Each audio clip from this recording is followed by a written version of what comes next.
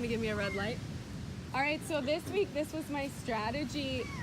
If my goal was to not share for 28 minutes, that I was going to study less, because the more I study, the more content I get. And then the more content I get, the more I have to share it, because I can't keep any of that stuff to myself. So hopefully that will work. Now it might backfire. It might be like, wow, you studied less and you aren't as prepared, so you just rattle and then you went longer. So we'll see. Okay, so last week we talked about how much I love word studies, and how I think that over the thousands of years, that time has passed between the time the Bible was written and now. Our language, of course, has developed and changed, and like we see that even in like the last 30 years. Like, you know, in the 70s, cool only meant cold. It did not mean neat. And you know, now like sick 10 years ago only meant like you were ill, and now it means like sick, you're cool, right? So we can see what? That's wicked. Yeah, totally wicked, right? And so I'm gonna bring you guys a salad, and so we can see even in the last 10, 20 years where words sometimes, because of our culture, take on new meanings. So you can imagine in the span of 2,000 years, since the New Testament was written, how words can sometimes, if we look back into the original, take on a slightly different tone.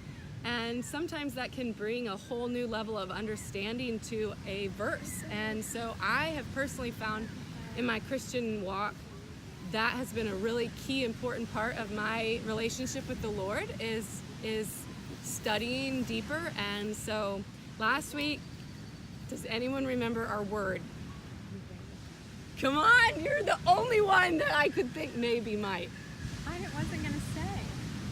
Come on, what's the word we studied last week? Wait, who was? Peace. I wasn't here, Peace. so. Peace. I'll help you out. Thank you. Somebody remembers. It was peace. And so just, you know, for those of you that weren't here, I think that we think of peace, at least I did, we think of peace as a noun. It's something, and it's like maybe a place of peace that you can arrive at in your heart or in your spirit. We think of it as like peace to you, like the Old Testament used the word shalom, like peace to you, it means wellness, oneness. But in the New Testament, the word peace is actually a verb, and it's an action of two things that were once set apart coming together again.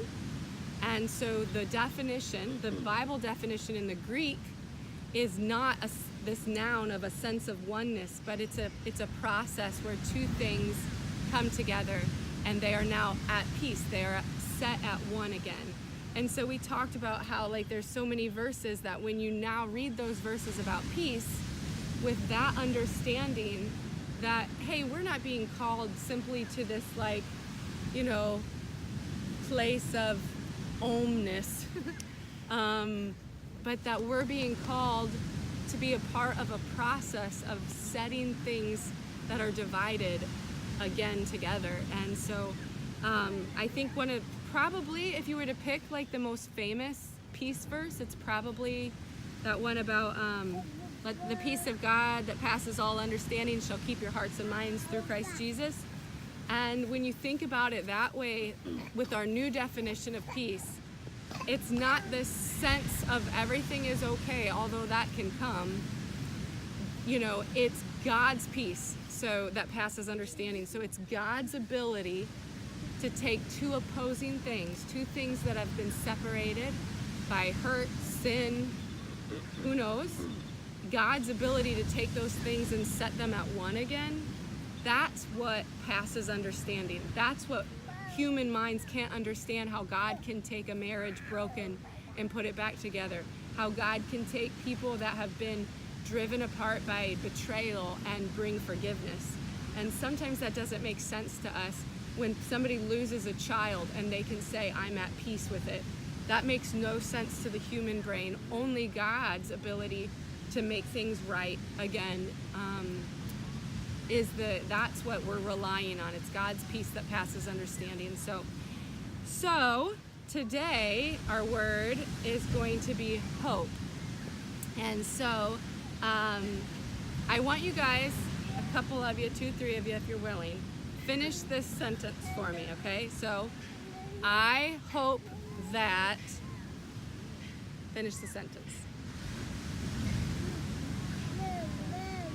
Anybody, doesn't matter, there's no right or wrong answer. My kids grow up to know God. That's a great hope. I hope that my kids grow up to know the Lord. I think we probably all hope that. I hope that the heat does not continue to... I know it is. I know. So that's a very fragile hope. But can't you tell in the last week it shifted? Yeah. So, Kaden, I'm putting you on the spot. You don't have any pre-thought. Finish this sentence. I hope that... I can surf later. Nice. We could have seen that coming, right? I hope that... Yeah, he's easy to please. So, all right, those are all good examples of how we might finish that sentence. I hope that. So, okay, so hope, if you look it up in today's modern dictionary, not like the Urban Dictionary, don't use that one, but hope, according to the dictionary, is defined as a feeling, that's key, a feeling that what is wanted can be had, or that events will turn out for the best, to look forward to something with desire. So Caden's example is perfect, right? So hope is a feeling that what is wanted to go surfing this afternoon can be had. It's possible that he could get to do that. He hopes to get to surf, possible to do that. He's looking forward to it with desire. And so a synonym in our current English language for hope might be something like wish or long.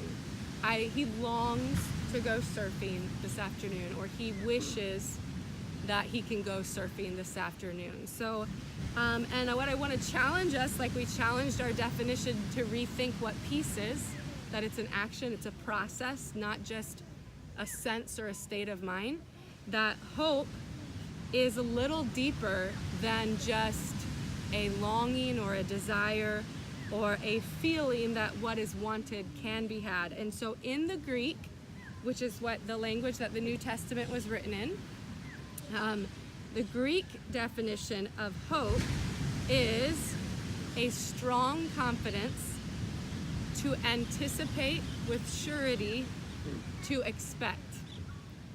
So you can see how they're overlapping, like they make sense, but yet they are slightly different, right? So if you were to say what's a synonym of a strong confidence, to anticipate with surety, you would not say wish. You would not say long for.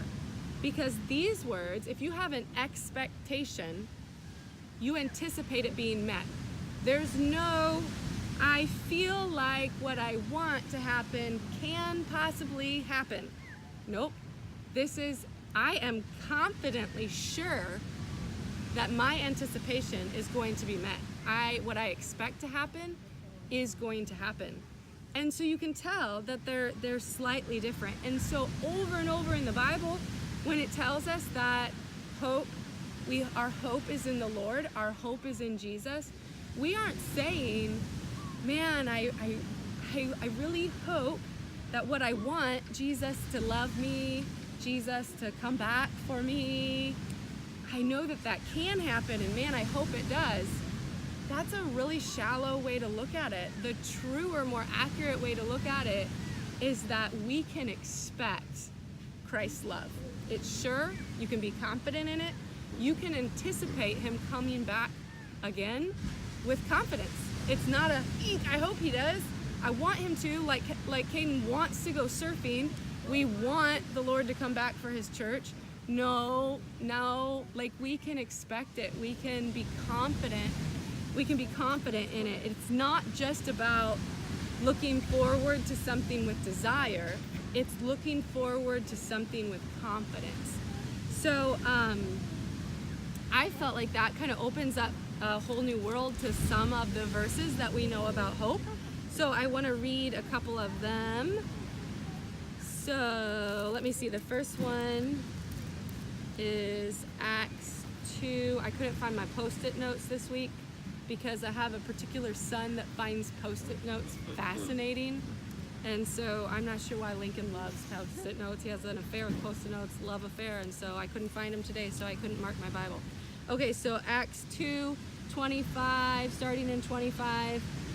Okay, so in this passage, I know we're in the New Testament, but they're quoting David. And we all know, like with Luke going through the Psalms, David being the author of most of them, David had a really difficult life, right? Like he was at war for most of his life. He had a lot of inner turmoil, and so we can relate to that. And so here they're quoting David, and it said, David speaks concerning him. So this is David saying, I foresaw the Lord always before my face, for he is on my right hand, and I should not be moved. Therefore did my heart rejoice, and my tongue was glad. Moreover, also my flesh shall rest in hope. So he's saying, even though I was in a really horrible place, I know that the Lord was with me, and my flesh, my body, my being is going to rest in hope. So is he saying, I know that everything in my life is falling apart, but I'm going to be okay? I hope, I think, I really wish that the Lord will help me. No, he's saying with confidence, I know I'm going to be okay because my hope is resting in Christ, and that's something that we can expect, not long for, expect. And so another verse here is Romans 5. So I just, like even with both the words peace and hope, like in your personal time, or like, sometimes you might hear on the radio, or I guess there's not Christian radio down here, is there? But you might hear somewhere a verse, and when your brain triggers, oh, that verse used the word peace, or that verse used the word hope. Try to think of it now with like a more accurate understanding of what the Greek definition. So verse 3, 4, and 5 says, okay, so this is talking about the church, and again, the church is going through hard times, so we can relate to that, like people going through hard times. And not only so, but we glory in tribulations, we glory through trials and hard times, knowing that tribulation worketh patience, and patience worketh experience. That's a whole nother word study, that would be another Sunday, but in this sense, experience means trustiness or provedness. So trials work patience, patience works trustiness, and trustiness works hope. So you go through all this process, right? You're going through hard times, and because of all these hard times, you are a more patient person, you are a more experienced, trusted person, and then you are a more hopeful person. So at the end of that process, you're not a more, man, the things that I want can happen. You're a more confident person. You're anchored in your faith, to where your faith is something that you know is something that can be counted on, and Christ is something to be experienced that is trusty. And so I won't read it, but in Romans 15:4, it talks about how we can abound in hope. And that's not abounding in wishfulness, it's abounding in confidence, right? So when you're entering a season in your life that may be difficult, or maybe it's exciting, you're starting a new business, or you're launching a board game of the century, okay? This is big stuff here. And the Lord is saying we can abound in hope. Not, oh, I hope that the Lord blesses this journey.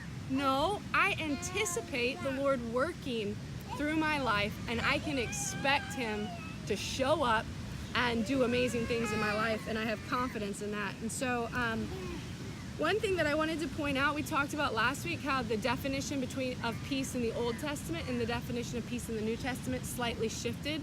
It went from a noun, shalom, to wellness, oneness, it's a blessing, to an action of putting two things together.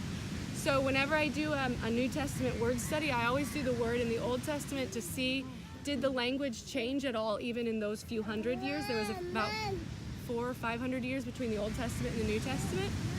And so in this case, the language had shrunk, and so the Hebrew language had a lot more words, and so they had, whereas in the English or in the Greek, when you go back to hope, it translates into one Greek word. One Greek word equals one English word. In the Hebrew, one English word, hope, if you go back, translated into about 7 different Hebrew words. So their language, it was a lot more rich, a lot more complicated, a lot deeper. And this is a whole study in itself. You can take me to coffee if you want to know more about it.